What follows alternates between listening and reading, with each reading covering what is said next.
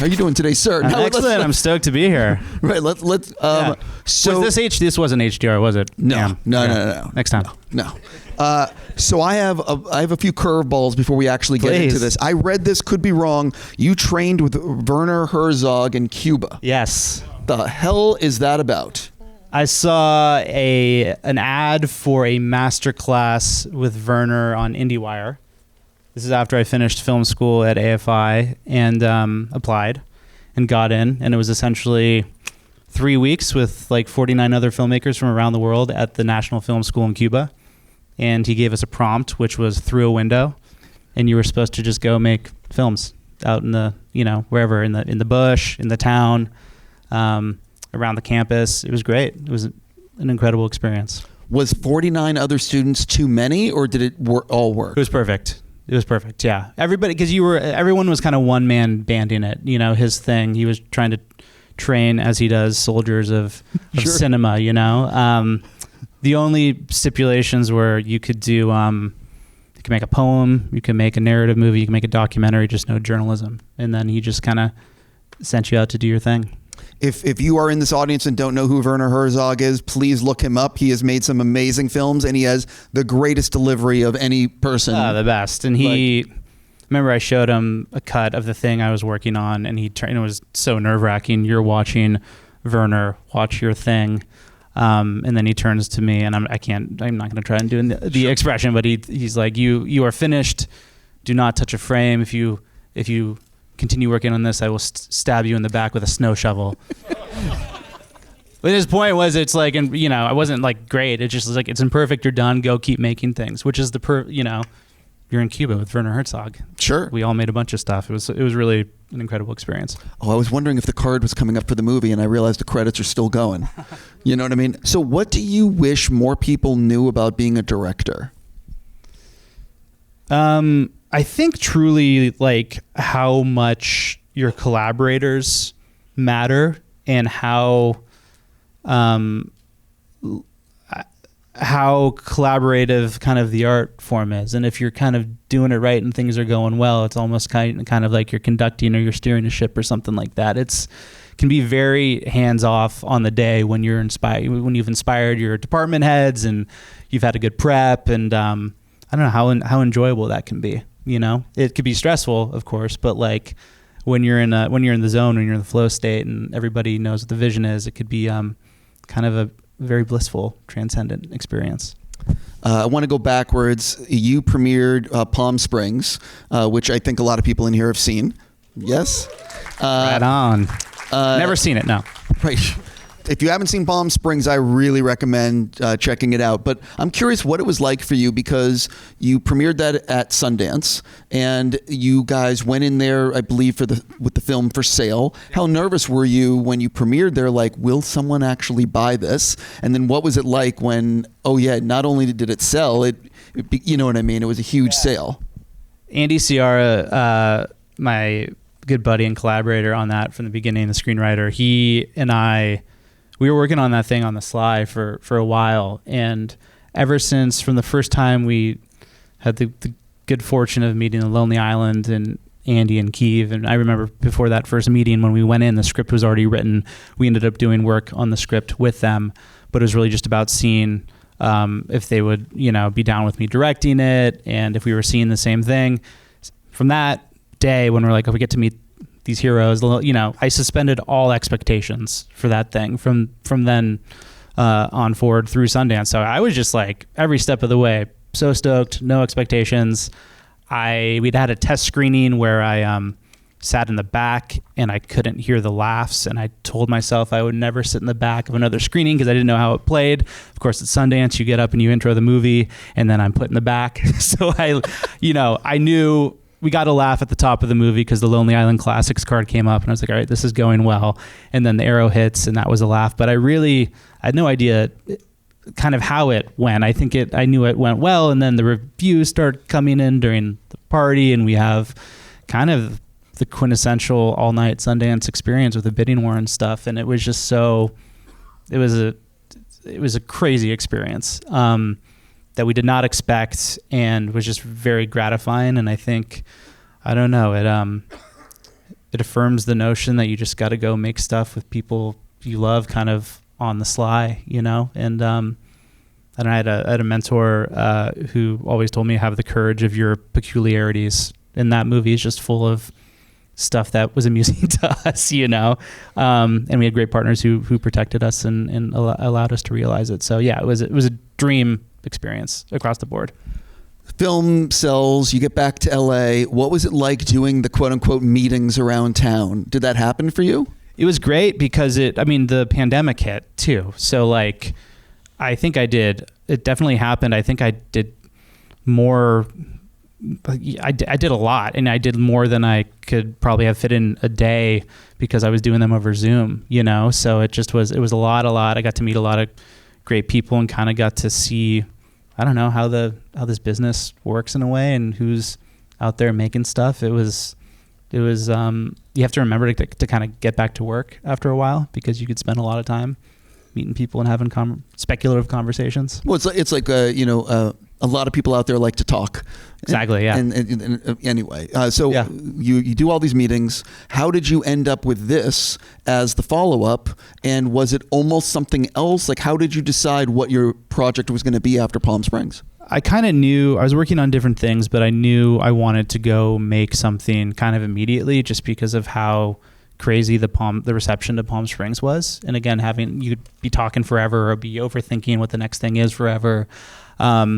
And very quickly I met Peter Dinklage, and we were actually working on a different project together at the same studio that would have taken us to Bulgaria for many, many moons. That got kind of, that changed just because of COVID scheduling. And he then sent me this thing, which Macon Blair wrote. And, you know, I'm a huge Macon Blair fan. From the first page, reading the script, I'm like, these are my people. Josh was attached as well. I understand this vernacular, this attitude, kind of the comedy, the razor sharp character work, and it just kind of spoke to me. And I didn't really overthink it too much. I was like, I want to go do this. And Peter was in, and I talked to Josh, and we got to know each other, and then he was in, and then we went out and we got Glenn Close, she was like surprisingly in. That was remarkable. So just kind of, as all good things do, it came together. I wouldn't say, relatively quickly. Peter and Josh have told me, and I think it's that this movie happened because the idea was we both have big heads. We should do something. We should play brothers. We both have big heads. Something along those lines. Yes. And then when they told, I have a big noggin as well. So that's as good a reason as any to do a movie. Yeah. Yeah. This is like not a bullshit thing. Like, it's real. Brolin called up Dinklage. Yeah. And said, we both have big heads. We should play brothers. And from there, you know, they developed the movie. By the time I got it, Macon had got his fingers into it, and it was all very authentic. It's fucking crazy. So I have to touch on. I am a huge fan. I don't know if you say Emmet. Is that how you're supposed to say it? Emmet, yeah. Yeah, so I'm a big fan of Emmet Walsh, and this was, I didn't know the proper way to say his name, but this is one of his last roles. Yeah. He's passed. I'm, again, a huge fan. What was it like when he said, yeah, I'll do this? And Josh and Peter were saying his memory wasn't like 100%. So what was that like? I think he was like, are you sure? And we're like, yeah, dude. And I think he also thought Etan Cohen was involved. I should say, for people that... I don't mean to interrupt your story, but for people that don't know who he is, he plays the judge, Brendan Fraser's dad, the one who was sitting at the desk in the end. And anyway. And we had heard, and he was very forward that his memory was kind of going. So we were prepared for that. And I met him the night before at the hotel, and he came with his pen and a script. And I don't think he had read it. We were going through the scene.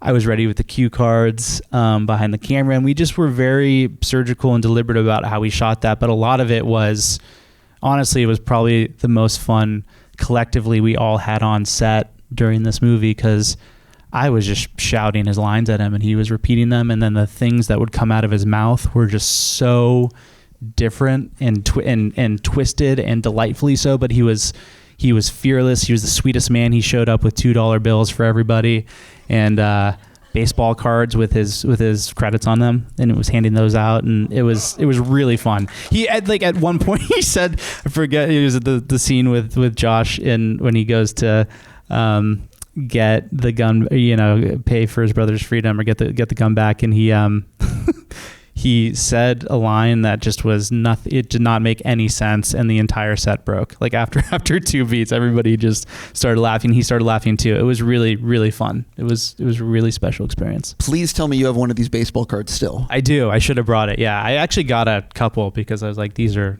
amazing. Yeah, you need to get one of those like slabbed so you can like show it to people and not have it ruined. Totally. He signed the $2 bills too, which are Yeah. Thanks for inviting me to set. Anyway, but you also put together like the rest of the cast is like, pardon my language, fucking crazy. Brendan Fraser doing comedy. Like talk a little bit about getting Brendan in this too.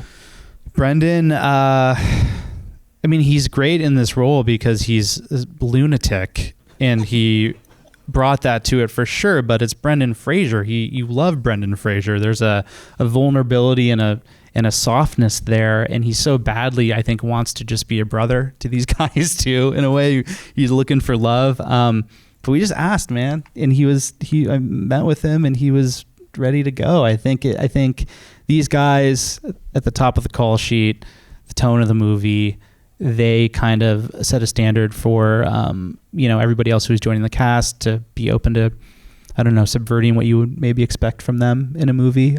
So everybody kind of got the memo, and Brendan was there for the run of the show. He wasn't in the whole movie, but he was just the consummate team player and like a total sweetheart, and came with ideas every day.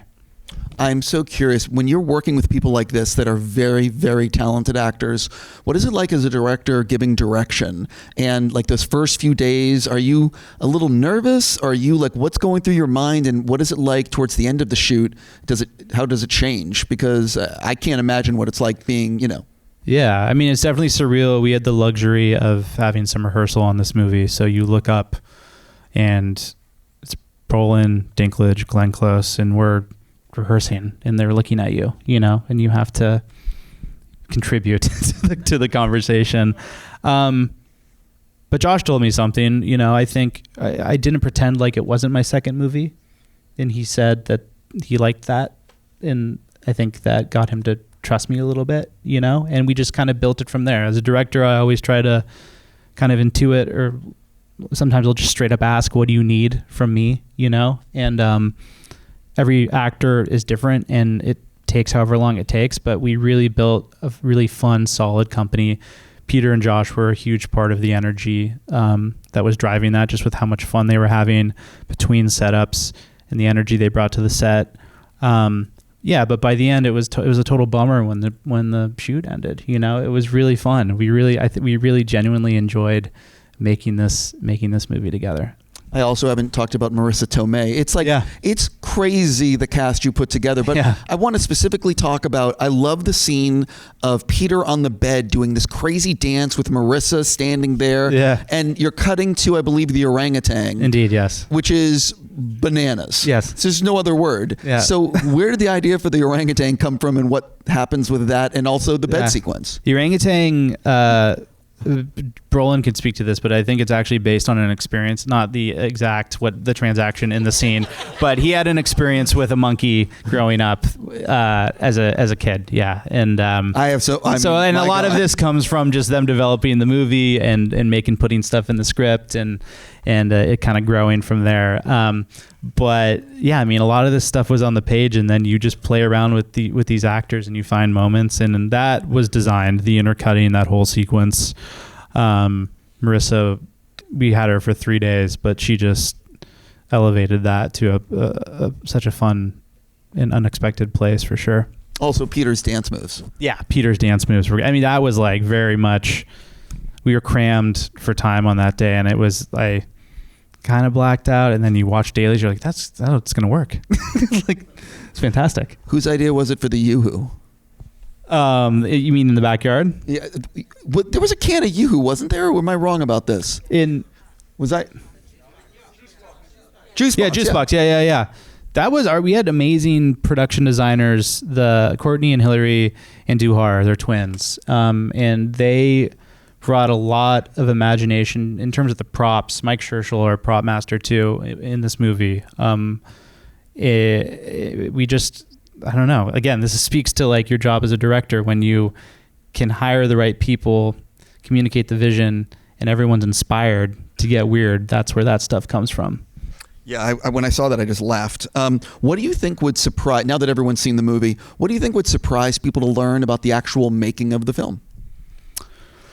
I mean, it's kind of like you see what you get. Like it was a wild time making this, you know, I would say just how, I don't know, how kind the dudes were to each other. They're kind of at each other's throats the entire time. I would say like how down Glenn Close was to get weird and try things. There was a moment in the mall where Peter and Josh like both broke, and I looked behind me and she just was mooning everybody, which was pretty incredible. Another moment in that mall, Josh had somehow commandeered like a techno crane, and Peter had a pink wig on and was kind of voguing for the techno crane as he was operating it and directing him. So it was like, you know, there was that between every set. We made our days. I think that would be surprising. I'm telling you these stories. We still managed to make our days. I actually, I love seeing abandoned malls like that because I'm just like, what the hell happened? But B, it's like, can we film a zombie movie today? Oh God, yeah. So I'm just curious, when you're in a mall like that, how much inspiration do you have to like do a George Romero type thing? Big time. If we had more time, we do the Roger Corman thing where we like shoot, you know, a zombie movie with the 2 extra days we have or whatever in that mall. We built our entire show out of that mall. Like our production offices were in that mall as well, and there was another movie shooting on the other side of the mall. Do you remember what movie? It was Secret Headquarters was the movie. Yeah. They were a pain in the ass, Secret Headquarters. Their carpentry, that was giving us trouble for a little bit. You filmed in Georgia. I'm assuming you went there for tax reasons. Yeah. So what is it? Do you even know? And by the way, this is real nerdy, and I apologize, but what is the tax break in Georgia? Is it like 30, 40%?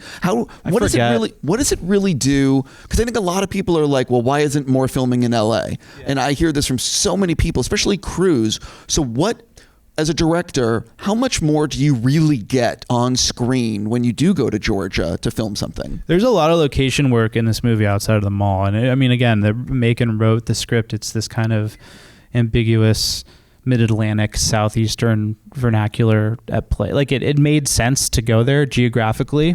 You get money back. I can't remember what exactly we got back. What they don't tell you is that there's like, I mean, Hollywood is in the desert in California for a reason. The weather, I mean, it's all changing now, but the weather is historically good, you know?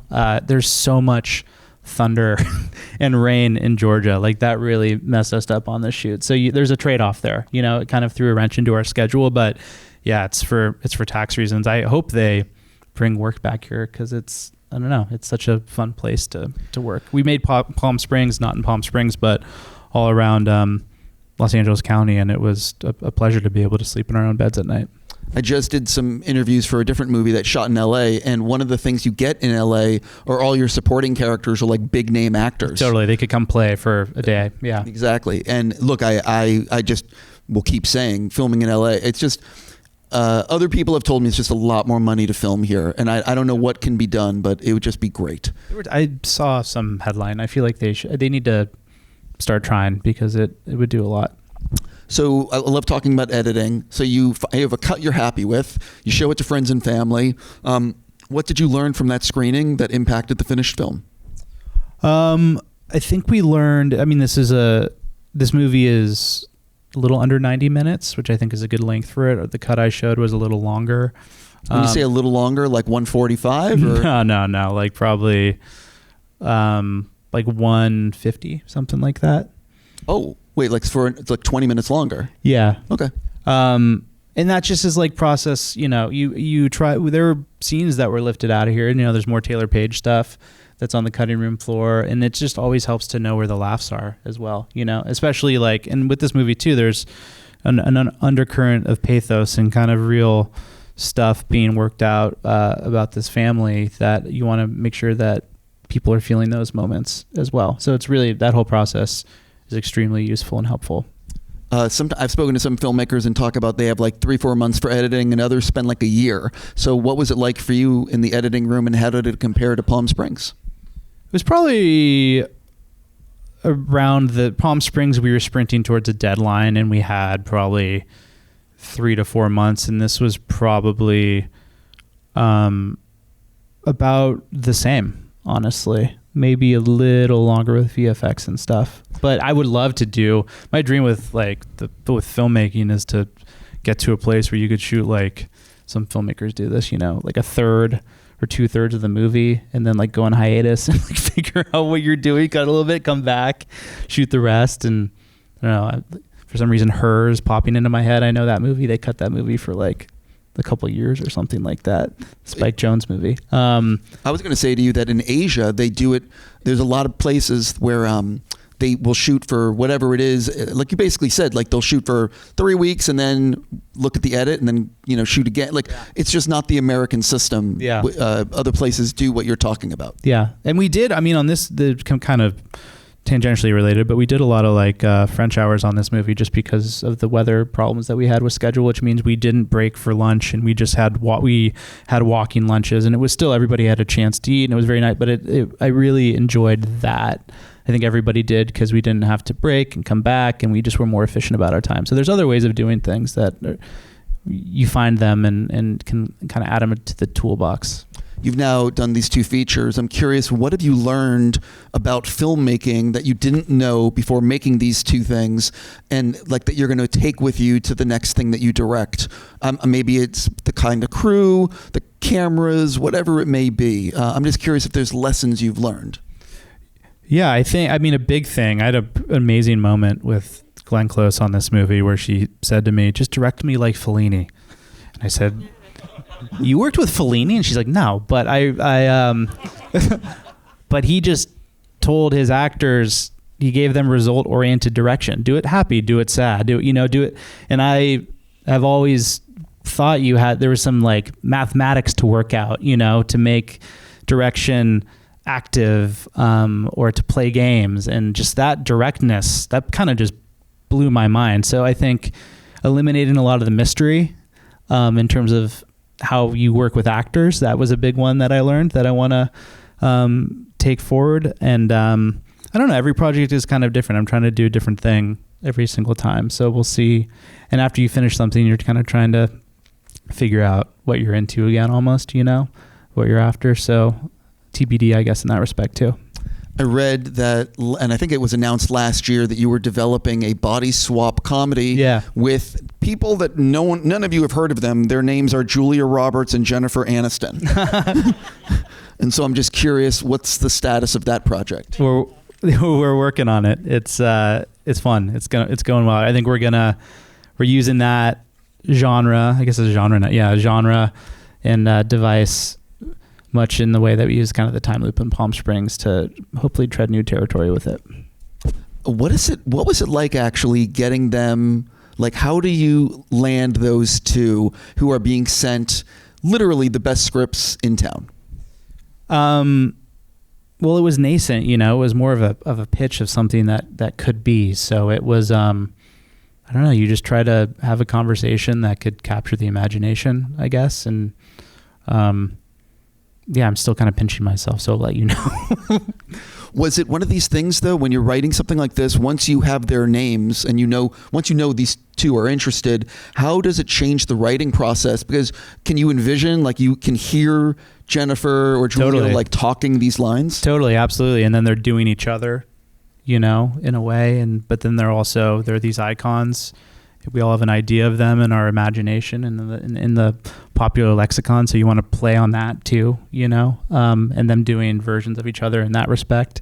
So it's really fun. I'm assuming are you one of these people that can you're focused on one project, or are you developing other things? I'm all over the place in that. That's the main one, but it's helpful for me to turn it off and look to other stuff. So there's a lot of irons. Well, I mean, one of the things, if you ever hear, like Guillermo del Toro, like he had 8 things being developed at once because he's like, you just don't know what's going to get made. Yeah. So what is that? I'm assuming the same is for you. Totally. Yeah. And you, I'm just very curious too. I kind of work to stay curious and to learn. So that naturally lends itself to just different lanes. With this project, what shot or sequence in the film ended up being like the real pain in the ass? Not the most work was definitely the orangutan, but that was like a pleasure because everybody was so inspired by that. And you're having it's the best just when you're having conversations about the specifics of something and it's like that, everyone is asking, just about hand motions, and we actually. Well, you can just say it. I mean, it doesn't matter. We actually just hanky panky. We scored that sequence. Devin Dalton was the mocap performer who did a great job, and it was even more absurd shooting it because you have a person in mocap, a mocap suit with Brolin in that room, but. She gave us great facial expressions to work with, but we scored the sound throughout that entire sequence for the animators to kind of use to inform the facial expressions, which was very interesting. And that was, I would say, maybe just getting the right voice performer for those sounds. That was a pain in the ass. That sequence is very, very funny. Yeah. One of the things, though, I'm nearing the end of our Q&A, but I'm just always curious about. I just lost my train of thought, actually. I'm like, I had 3 things on my brain, and all 3 just went out the window. I guess, how much are you, for the future, how much are you actually going to write yourself? How much are you reading other people's scripts? And how important is it to you to write what you are going to direct? I think I always just need to weigh in. If I'm reading someone else's script, like this came to me, I'm a very colorful family, and I'm adopted, and the story of my adoption and how I ended up with my family is very formative to that, to who I am, and it's complex. It's not mom running into Thanksgiving dinner with her boyfriend who's bleeding out and kind of leaving, but I could relate to a lot of the stuff in the movie. And I'm a Moke, I'm a younger brother. I'm a brooder. I'm a beta, and I'm trying to figure I'm trying to learn how to love myself. I have since I made this, but that was my way in, so I could find a way into the writing, and I really wanted to work with Macon and these dudes too. So that was, and I have stuff that I'm working on that I'm just going to direct, and it's a similar process of collaboration. And then this body swap thing, that's just something that comes to me. So it's kind of just.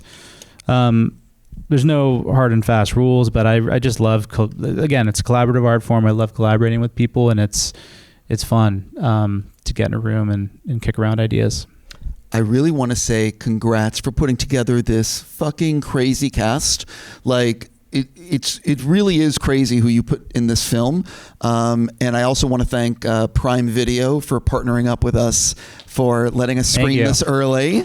I want to give a huge thank you to everyone here for coming out on a school night. And finally, Max, thank you. Thank you. Thank you all for being here. Thanks for watching. Max Barbakow?